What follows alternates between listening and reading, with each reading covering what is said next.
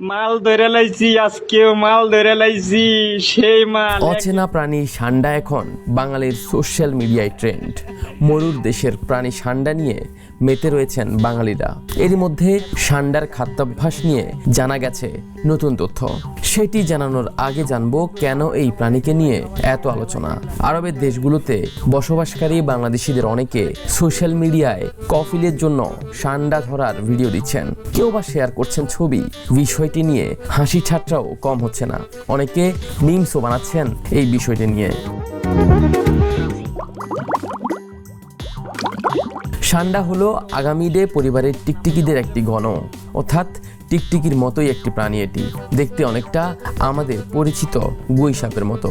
এর আদি নিবাস আফ্রিকা ও মধ্যপ্রাচ্য, তবে বাংলাদেশেও কিছু পরিমাণ সান্ডা রয়েছে। এই প্রাণীটি কাঁটালে যুক্ত টিকটিকি ইউরোমাস্টিক্স মাস্টিগুর বা সান্ডা টিকটিকি নামেও পরিচিত। আল আরাফা ইসলামী ব্যাংকের মুদারাবা ফরেন কারেন্সি ডিপোজিট হিসাবে আপনার বিদেশের আয় জমা রাখুন দেশে অফশোর ব্যাংকিং এর মাধ্যমে। এদের একটি বিশেষ বৈশিষ্ট্য হলো মোটা ও শক্তিশালী লেজ, যা কাঁটার মতো খাঁজযুক্ত। আত্মরক্ষার জন্য এই লেজ ব্যবহার করে প্রাণীটি।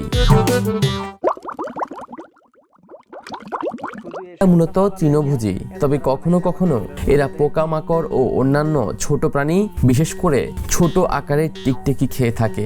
জাগ্রত অবস্থায় এই প্রাণী বেশিরভাগ সময় ব্যয় করে রোদ পোহাতে, আর রাতের বেলা অথবা কোনো বিপদের সময় আশ্রয় নেয় ভূগর্ভস্থ গর্ত কিংবা কক্ষে। সাধারণত পাহাড়ি ও পাথুরে অঞ্চলে বসবাস করতে পছন্দ করে এই সান্ডা, কারণ এটি নিরাপদ আশ্রয়স্থল এবং সহজলভ্য উদ্ভিদজাত খাদ্য পেতে সহযোগিতা করে।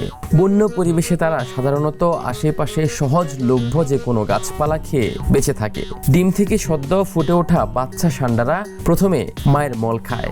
এই কাজটি তারা করে সঠিক অন্ত্র জীববৈচিত্র্য গঠনের জন্য, যা উদ্ভিদ ভিত্তিক খাদ্য হজমের জন্য অত্যন্ত গুরুত্বপূর্ণ। বন্য পরিবেশে প্রাপ্তবয়স্ক সান্ডার মধ্যে বছরের নির্দিষ্ট সময়ে পোকামাকড় খাওয়ার প্রবণতা দেখা যায়, বিশেষ করে যখন গ্রীষ্মকালীন আবহাওয়া অত্যন্ত গরম হয় এবং গাছপালা ভিত্তিক খাদ্য কম সহজলভ্য হয়ে থাকে। আফতাব শুভ, দ্য নিউজ।